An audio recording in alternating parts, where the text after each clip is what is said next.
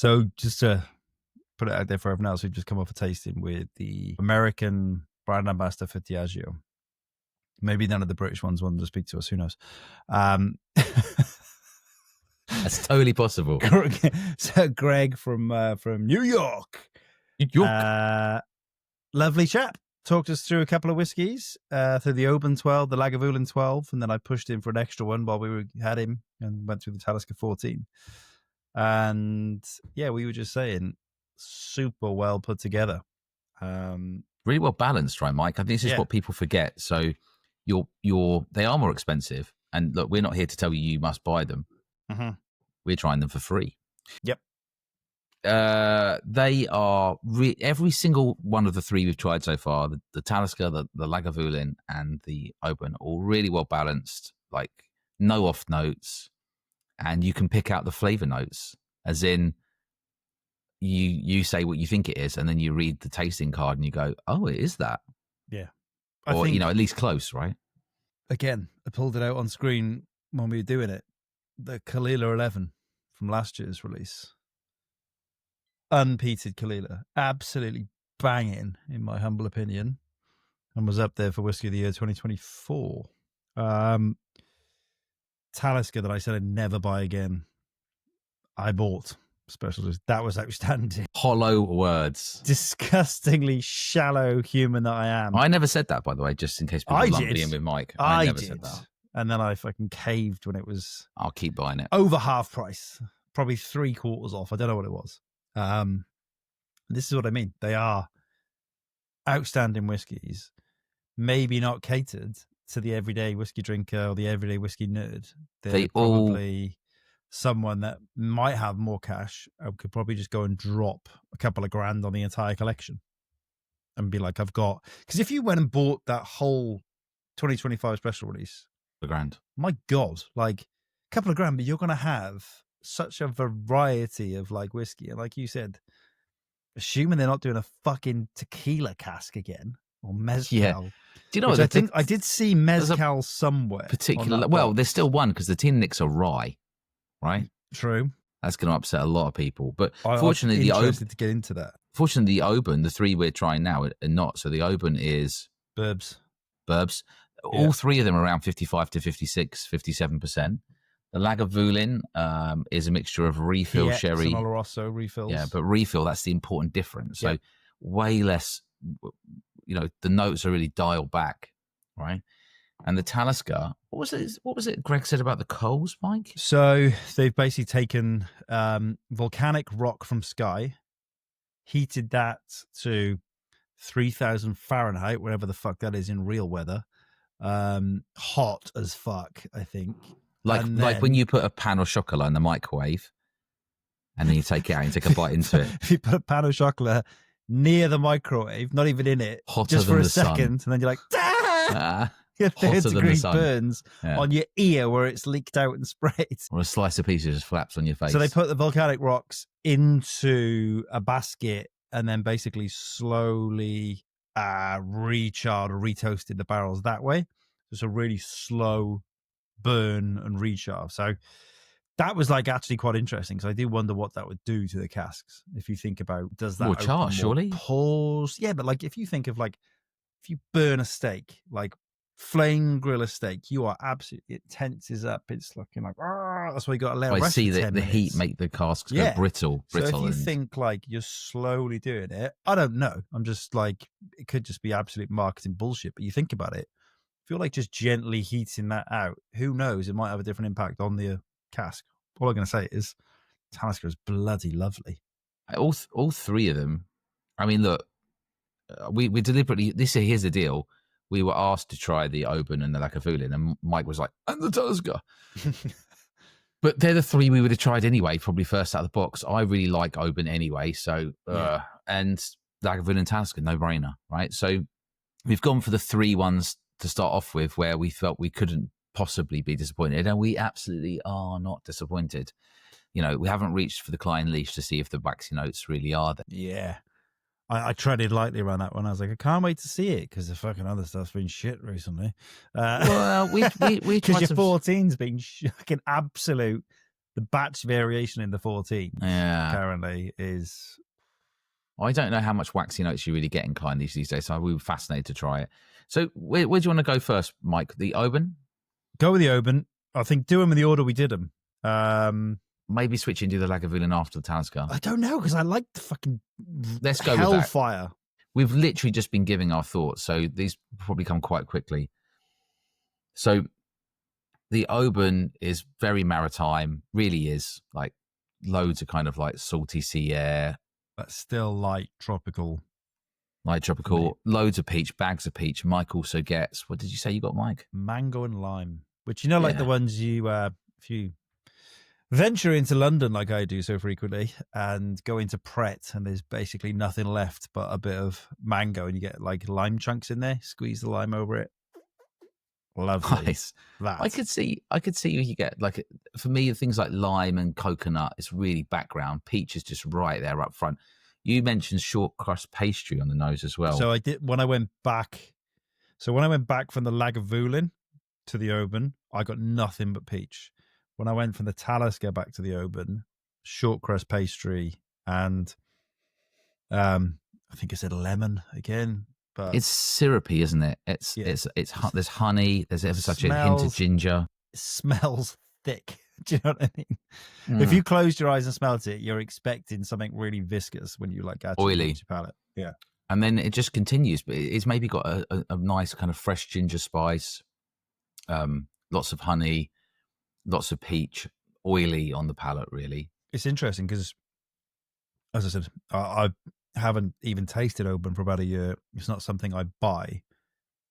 That I would buy. I don't know how much that is. Yeah, I'd like it as well. It's again, I probably wouldn't buy retail because I'm tight. 12 years old. But if it's on a master of malt fuck up or on sale, that's a good dram. Wait for the MOBs. I mean, it's 54.7%. Again, drinks like it's kind of like 50%. Really well balanced, matured and ex-bourbon American oak cask. I'd say this: I wouldn't say it's super complex. It's quite straightforward. It's peaches, it's salty, it's honey, it's gentle spice, it's sweet and spicy overall. It is, but you know, if it wasn't for the saltiness, you could think it was like a Loch Lomond or something. Yep, right? 100%. But it isn't, because it's got the saltiness in it that would really confuse you. Or, I had a nice Glen Scotia single cask. I had lots of peaches and vanilla in it recently. And that ginger hit you don't really get with Loch Lomond. Yeah, so it's slightly different, but kind of same kind of like ballpark in terms of how oily it is. And to be honest, people don't get to try that many Obans anyway, right? No, fairly limited. Not. So and that's why I was quite interested to see, like, again, because we were doing it with the American sort of brand ambassador, Greg. And I think they get loads of Oban in the States. So it kind of makes sense why they would choose that. If, And then the next one was, if this ever focuses. So Lagavulin in Lagavulin? Lagavulin in refill Pedro Jimenez and Oloroso. Like hellfire. Play you the world's tiniest Vulin. Forgetting that wrong. Well played. But that, what's it called? Grain and Embers is the like tagline for it, and I would fucking not disagree. It's hyper smoky, isn't it? People forget. Yeah. Lagavulin's all about the smoke. Yeah. I said it, I get past that smoke quite quickly. That's just where my huge nose goes these days. I can blast past that smoke. Hint of creosote, very creamy vanilla. But tons of ashy smoke, briny. Yeah. And then something like, what did I say? Like barbecued prawns. Like if you cooked prawns on a barbecue and you put some kind of sweet, you said like honey, like honey sauce. I said on like them. Sushi, loads of soy sauce on there. It's like there is no like a smoky ceviche. It's like that kind of ballpark. It's really nice on the nose. What do you find on the palate?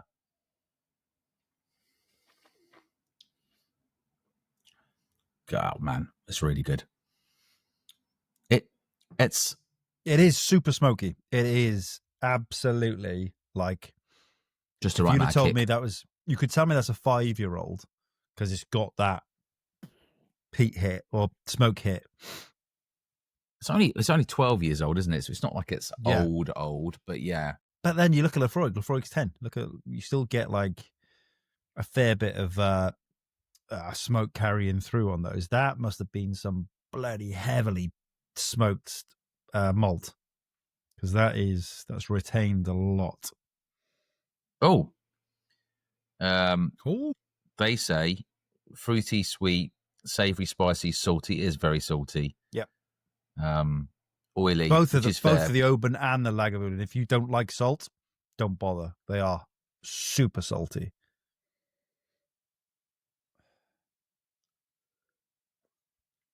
I think the finish really, it's the nose and the finish which are the best part for me, because it's got those finishes that just goes on and on and on, just keeps going. Sweet and salty. Don't get me wrong, palate's like good, palate's solid, but it does die off quickly into that finish. And you won't get a lot else kind of on it. I've got a really annoying nose hair that's growing and tickling. Sorry. Just in case you wonder why I'm touching your there's nose no all the marching time. bands here.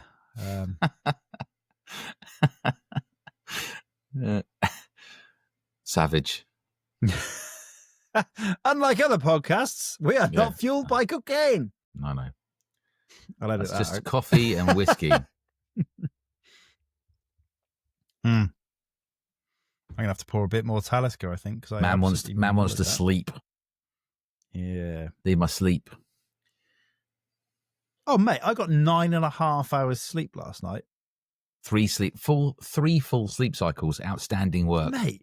Like, Lara was like, came down.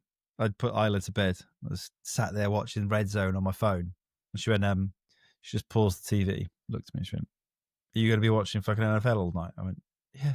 She went, it goes up about 4 hours. So yeah, I am. She went, "Go away." So I went, "Oh, right. Well, I'm being sent to bed then." So I went up, got in bed, started watching NFL, and was gone. And I'd wake up every 15 minutes initially, catch up on the scores, nod it off again. Not the best way. It's the best way to watch not my team play American football, having fucking snoozes, because I don't really care about just the in and out anymore. Yeah, in and out. Apart from my fantasy teams, which I'm doing all right on. Nice. Yeah, nap away, my friends, nap away. It's fantastic. I wish I'd had 9.5 hours of sleep. I've had 2 days of socializing. I think I got like 5 hours REM sleep as well, which is like, I was out. Had you had any alcohol? Was it like we fully? So Saturday, I finished work, and normally I finish work at like 10 to 1 a.m. anytime between there. I was out of work at 6 and met one of the boys for a couple of beers. Just 2. He went to the bar first, come back with 4 pints. So I was like, right. I text Laura. I went, "I'm staying out for a couple."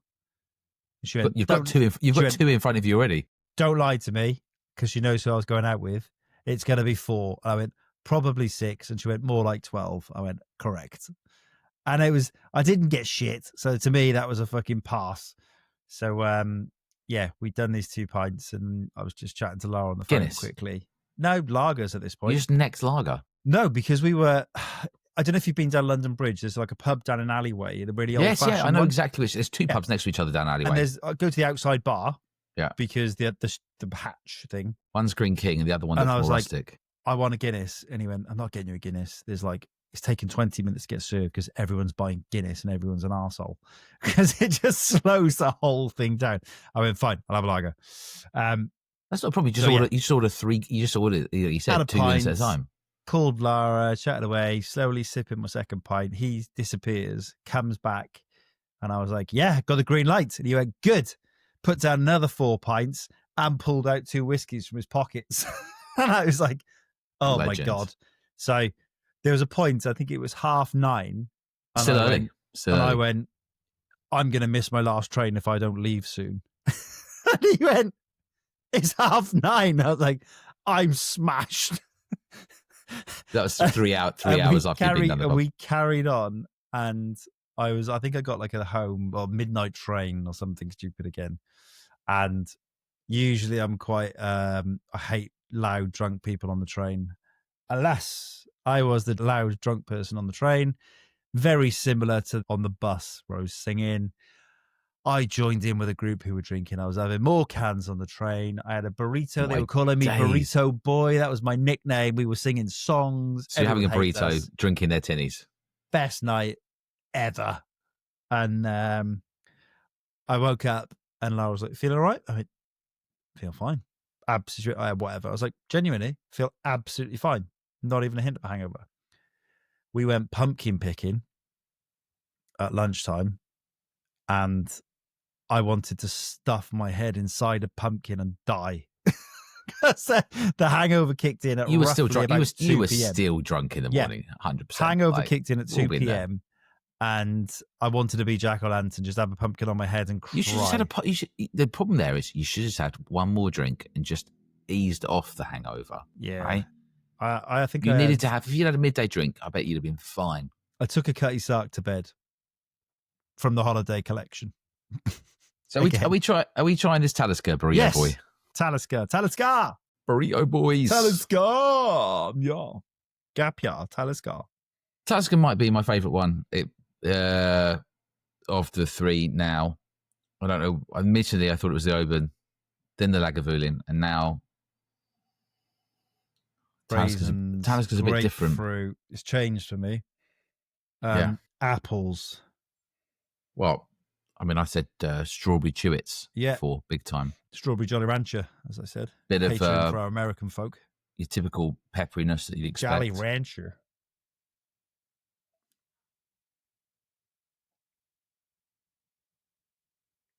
Man.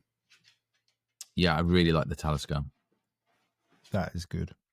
Super gentle smoke, peat. It's all fruitiness, hint of pepper, creamy. Honey, subtle smoke, bonfire on a beach. This is why I think that Siren Bay was Talisker. You know, it's really because that was such a fruity. It was so fruity, wasn't it? Crumble and fruit, and that's exactly what this is like. It's not the same, but to have that much fruit. Great show, apple crumble. I love how we just influence each other's tasting notes. This is the one. This is the one that's got the most going on in it. There's apples, there's cherries, there's strawberries. There's again. There's brine. There's still brininess in it. If I had to buy Talisker. One, I'm probably buying Talisker. Yeah. If I was, and then it would be the Talisker, then the Oban. I'd buy the Oban. The Lagavulin, and then the Lagavulin. Still all good, but they're all good. I feel like have to be really like, my God, you need to be in a mood for smoke and like. It's because it doesn't. Because it doesn't have because it's refills. It doesn't have that same hit of the sweetness that cuts through the smoke with that one. Yeah. So it's a little drier, right? As we said on the call, I think hopefully they appreciated the reference and the sort of comparison, but that is like, that's more Port Charlotte territory. That is a real fucking kick up the arse smoke. Yeah, there's a hint of creosote note in it. So if I was calling it blind, then could say Port Charlotte, could say a Lagavulin. And it's very smoky though, to be fair. The creosote note sometimes makes me lean towards Lefroy. What else do you get on Lefroy? Cast strength stuff? Loads of lime, buckets of lime, always lime with Lefroy. But this Talisker really, this is the one that's done over the special coals that toasted by the heat of volcanic rocks from the sky. Oosh. Yeah. And I'm glad he said it. Cast strength, natural colour. It is natural colour, yeah. They should put that on the bloody bottle because it's just. Do they not say it, no? No. Doesn't say it says it natural anywhere. cast strength. Yeah. Well, no, it says sans caramel. Where? No, it doesn't. I'm like, what? He's fucking lied. Sans caramel. Fuck you, Greg. Fred, the French influence on the bottle there. It's I said this earlier, but I say it again. It might be my favourite artwork of any of the last few years. Yes, these I am 100% framing. Totally a vibe. The Talisker is 100% a vibe. The Lagavulin is exactly what you would sort of say it kind of is. The Oban again, a sort of maritime, gentle evening. Which one's that? Look at that. The Teaninich. Rye Rebel. That's the one I can't wait to try. And yeah, the Glen Ord Into the Blue. And we are going to do, Duncan said it, we're going to do a Glen Ord episode. We will, yeah. A Life Less Ordinary, surely, or something like that. Or just... It's an ordinary world. Do I get to talk about my bucket list drams on this before my saving Yeah, you fucking do. If you don't, I will. My days. I might even pour a fucking Oban, mate, while we're here. Yeah, okay. Well, I'm drinking this Talisker now. So I might have gone around someone's house as part of buying drams. Lovely guy called Pete. I had no idea. He just said, if is anyone in London... Pete listens to the podcast, so I'll just say thanks very much, Pete. You're an absolute legend. And so I took round a bottle to say, because I had no idea, but he said, I said, should I go back or should I stay over? And he went, you'll be two. You're not gonna. Oh, you've got one. Is that previous year? Yeah. No, this is this year's. I'm going to open it. So what he said, oh, I don't know if you'd be in a fit state to travel back. I went, I like this. Just setting a precedent already. It's good vibes. Good vibes. One of the best whiskey rooms I've been in. Incredible. Lovely guy. So I... Have you given him a nickname? Well, he's from Zimbabwe, so Zimbabwe Pete currently. But no, I couldn't get my head around some of the whiskey I was trying. So, and we were having a lovely chat. Lovely house, got a lovely dog. So, yeah. But in terms of bucket list drams, let me just give you a bit of a flavour. I won't do all of them, but some of them. You can do right? all of them, just so everyone understands the pain and frustration I had when he was sending me this list, and I'm like, "You are a bastard!" Like, I was happy for you, but also fucking fuming. I mean, okay. So let me set the evening. So I turn up. I've ridden over on the motorbike. So I get off the motorbike, park up in his garage. He's like, "No problem, stick it in the garage." Cool. I go inside. He's like, "I've got your dram on the table already." I'm like, "All right, Pete, let me get my trousers off." Oi, oi. Joke. But but like, trousers, people. Let me take my shoes off or whatever, and have a sit down. And the first dram, he's like trying it blind, and I was like, I'm trying to get my head around it. Because I haven't calibrated my palate, and he's gone straight in with like a 34 or 33-year-old Macallan. Straight in, SWS. Straight in. Straight in. And then he said, hang on, would you prefer this one or that one? He gets the other 33 or 34-year-old Macallan. I can't remember which way around they are. We did post some pictures. Don't be tight, son. Pour them both. Listen, he needed no encouragement. So, but some of the highlights would be, and I want to tell this story before I forget it. He was asking, what your favourite distillery is, and I gave him a bottle of Ben Nevis because I had no idea if I should take something along with me. So I did. I said, because he said he hadn't tried much Ben Nevis. I said, this is my favourite period of Ben Nevis, and here's a few samples, and here's a bottle. Please try that, when you got a few days in your enormous whiskey collection. And so I said, well, one of my favourites. He's like, what are your favourites? And we're talking. I said, I like Lachig. And he immediately dashes off to the cover, comes back. And it wasn't just a Lachig, Mike. It was the second cask filled. I think when the distillery opened or when it was reopened or something like that. And because I was struggling to process this in my head, but he had a beautiful story about how he and his son had actually gone to the distillery and taken one of these bottles along so the staff could try it. And I was trying to process what the staff would feel like. So it was a 1972 42-year-old Lachig. He probably booked on to the best tour, and they were like, we got some good stuff for you. And he's like, let me stop you there. I've got some good stuff for you. Bottle 87 of 113 from the Atlantic Classic Collection, Rare and Old, a 1972 40-year-old Lachig in Oloroso sherry cask. And it was absolutely magnificent. The Macallans were Soothing Invigoration and Bonkers for Conkers. I tried some special Bruichladdich. I won't name them all. But some of my favourites was I tried the last Bruichladdich ever made by the last guy that was the distiller, which I don't think you could easily get hold of very. No. 1978 40-year-old Brewer, the anniversary edition. The Prima Alta Lagavulin 1991 28-year-old. Two Linkwoods 1981. Because one is not enough. One's not enough. We were having a comparison between the Linkwoods. We both agreed we preferred the same one. So one was 38, one was 37 years old. The other one was a 1978 bottled in 2016. limited You release. two must have been absolutely dangling. We were a little bit, but because I hadn't had any other alcohol that day, and because we'd had a good dinner and stuff, we were actually right. And we were just doing small pours, to be fair, right? I'd have got so overexcited. The odd one, I was very excited. A 31-year-old Springbank, which was from 1993. Fuck me. A 40-year-old Kalila, 22-year-old Ardbeg.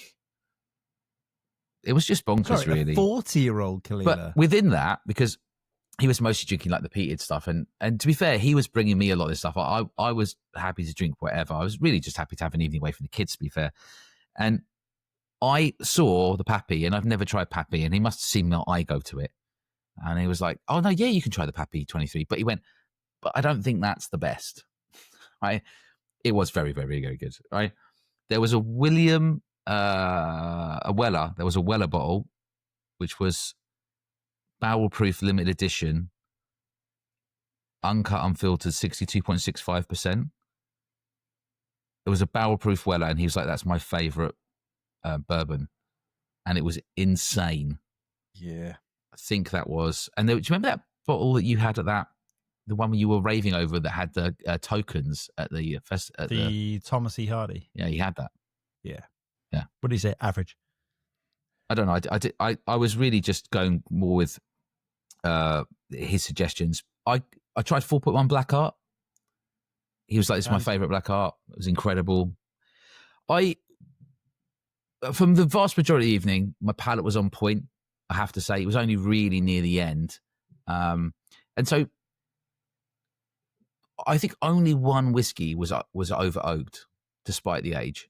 The rest of them weren't. And you know when people say, which was? "Oh, it's going to be," I think it was like one of the Linkwoods. Yeah. The rest of them, the other Linkwood was amazing. Oh no, there was one other whiskey which maybe I didn't take a picture of that just wasn't right. There was two, but the rest of them was really well balanced. Just really carried the age super well. The oak was well integrated in the mix. Yeah, amazing. So if I ever had a bucket list, I've done most of it now. I didn't, but if I was writing Do you know down. what's in this Glen Ord? Oh, Mezcal. I quite like mezcal, but I'm not sure as a cask on whiskey. Second fill X sherry and mezcal. It's got a weird. I like mezcal, as you said. Not convinced that makes good finishing. It's added what I can only describe as chlorine. so it's lucky we didn't try that one then. Yeah, on the call. Yeah, different. Lovely nose. Super fruity, tropical, orchard fruits, bit of everything.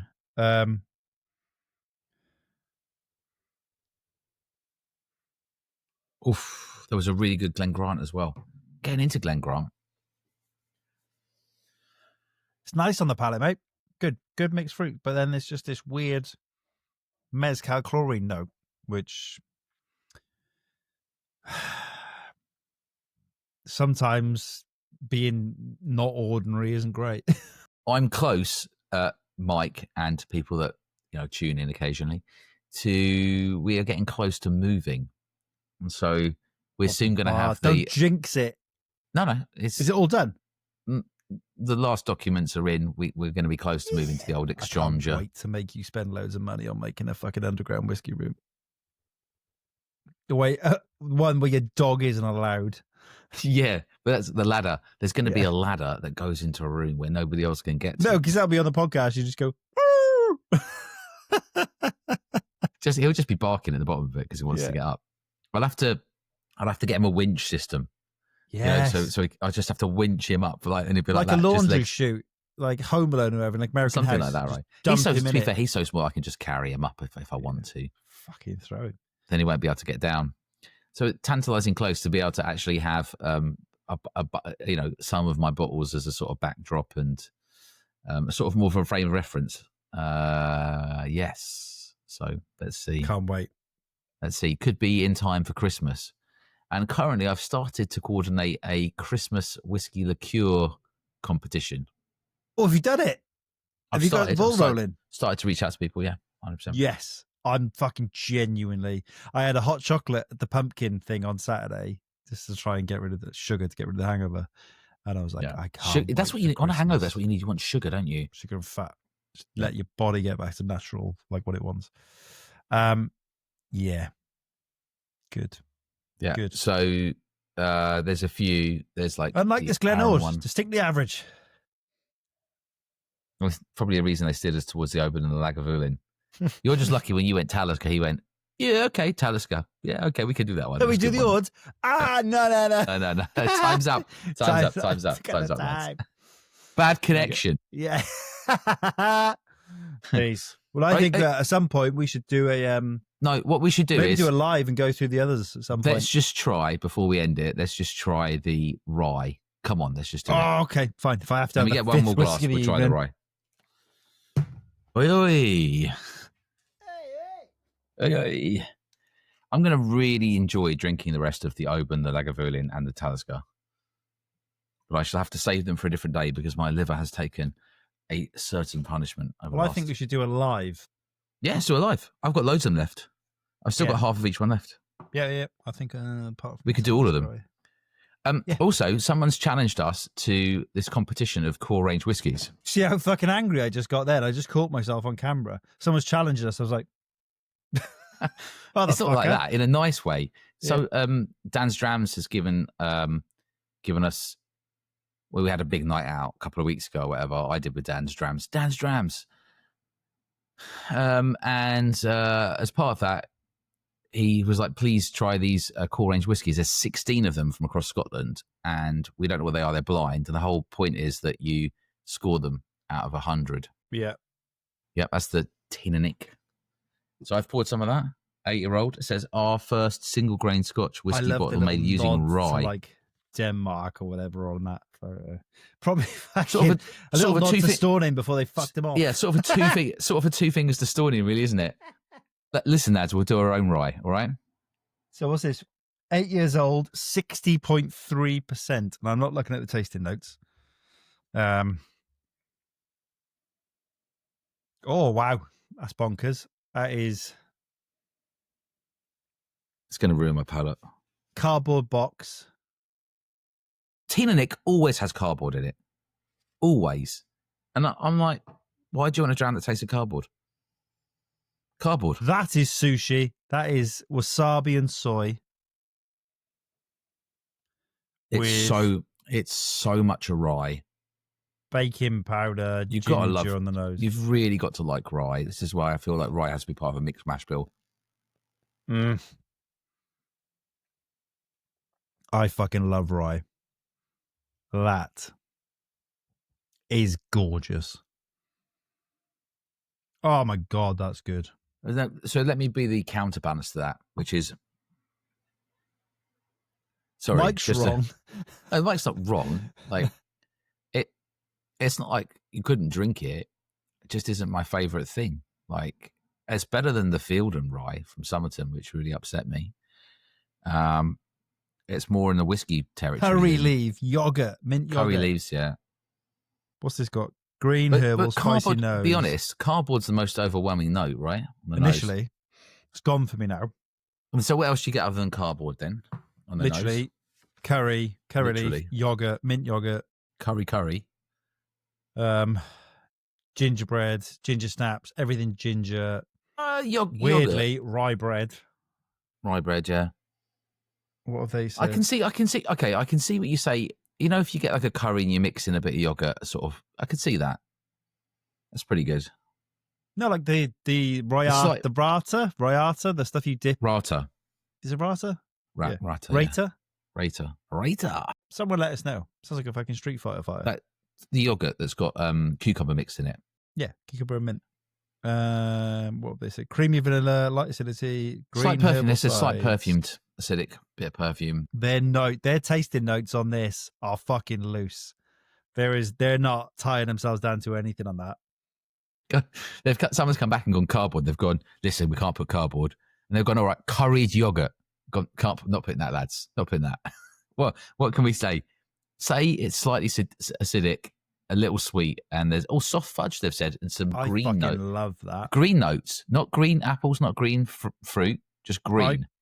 This is not going to sell. I cannot wait to buy this at a fucking stupid price. I am excited for that one when that's reduced. No one's buying that. It's not my cup of tea, to be honest. But it is creamy and smooth in texture on the palate. That's fair. It is very finish. Quite short and surprisingly a little spicy. With a pinch of whoever did these tasting notes hated this whiskey. They've given it to some. They've gone in the team. Go on. He'll like that, right? I know he always says doesn't like rye, but he'll like it this time. Or she, sexist. She'll me read this. Rye. Finish. Quite short and surprisingly sharply spicy with a pinch of dry coconut in the aftertaste. I think coconut's a fair shout actually on the aftertaste. Yeah, mate. Those whole tasting notes are a bit fucking loose, and they scream someone doesn't like it. I will do your tasting notes for your next rye. Cardboard. America, probably not. What you have to say to make it sound cool and trendy, you'd have to say it's like I'm holding a cardboard box, and in it is some writer yogurt and some other things. I've had a care package from my mom, and inside is some cookies and rye bread from my German relatives. Yeah, Christmas. You could say having Stollen and Glühwein. This is a Christmas whiskey in a German. I'll be drinking other whiskey at Christmas, people, not this whiskey. But we'll do. Who would you like to come round at Christmas and drink? And Mike's like rye, and everyone's like, short queue. No, I have to drink on my own. Just not share. What a fucking what a shame. We won't be doing that because we're going to be doing Christmas whiskey liqueurs. Okay, liqueurs. The Christmas whiskey. I can't wait for that. The Christmas whiskey liqueur quiz. Have you had any buy-ins, or have you just put feelers out? I've sent out emails today. I expect responses tomorrow. I will be phoning to hustle people. I want full bottles, by the way, for us, as well as samples. I mean, they're not that expensive. At this point, I could just... I don't give a flying fuck. I'm bored of people fucking sending us like fucking 10 mil samples. Get fucked. We do this. This is the biggest rant we would have, right? So you're not giving us money. Give us whiskey. So kindly Diageo have sent a box, a lovely box, and actually my 6-year-old is going to turn it into a perfume thing. It's got a mirror in it. You can see in the background behind Mike. Who else has been good? King Lassie. King Lassie outstanding. What of each, get to know it properly. But actually on a rant, so we get a lot of people that come on the podcast, and we won't pick out who they are, although Mike might do. And they come on and we like them, we get on with them, they're nice people, but no whiskey to try. And here's the thing. We spend over an hour with them. We organise it. We help them sort out their audio options. And then on top of that... Thanks to you, lovely people, we send them fucking sales if it's good. Hours. We spend hours editing podcasts and paying for technology and doing other things. And they can't even be asked to send us some whiskey. Can't even buy us a coffee. You know who they are. We know who they are. And they need to do better. Right? Yes. And we say, do you know what? We like them. We'll have them on. But, maybe we'll draw a line under it and say, if we're not trying whiskey, do you know what? You don't even have to send us your whiskey. You can send us anyone's whiskey. Send us anything. Anything. I don't care. Send us some whiskey liqueur. It is the time. I'll have a bottle of port. Come on the pod. No problem. Rant over. It's a valid rant, though, isn't it, to be fair? It is. Not Highland Park. That was 2 very good samples. And do you know what? That Between You and I has been stuck in my head. Not the travel edition, the other one. Travel edition was pretty good. But the Between You and I done with that Swedish chef, that was the core range one. Core range. What, the special realised edition 16-year-old. The Swedish chef from Sesame Street, is it? Or is it the Muppets? Or is it the Swedish chef? Oh, yeah, there is one, yeah. But you know what I mean? So there was the Between You and I edition, which was done with a very famous Michelin-starred, I think, Swedish chef. Like multiple Michelin stars or whatever. 3 times or something. And goody, that 16-year-old Between You and I has been in my head. I've run out of it now. I did it, but I can't. I enjoyed it so much I can't get it out of my head. I keep thinking I might buy a bottle. Those I'm going to share with someone. I'll probably save them for when Diego's coming down again, because he basically lives in my house. I think he's flying in next week, so we'll go through those. You share that one with him. Very nice. Mate, I'm loving this. I was going to get Rebel. the rest of the Prima Ultima Lagavulin out and just drink it in front of you, but I actually will save you a drop of it. So there's only a wee bit left. I'll spill it. It's probably like 40 mils. Yeah. I think it's just like a courtesy. Like when I went round to the fella's house the other day, I had no idea what I was going to drink, but I at least turned up with a bottle because you know what? I'm not a dick, right? As always, if you like the podcast, leave us a review. You can do it on Spotify, Apple, or any of the other platforms where you're enjoying our pod, but not on our website. There's no reviews on there. And you can find us on all the social medias at Honest and Malt and www.honestandmalt.com. We will very shortly be updating the website for your Christmas supermarket specials. So we've got those lined up as they start coming in. Yeah. Yeah. That'll be this watching, week. That'll be this week by week. Wednesday, Thursday. Yeah. Thank you for listening, watching, and yeah, we will catch you on the next one for a full episode, and see you soon. Bye.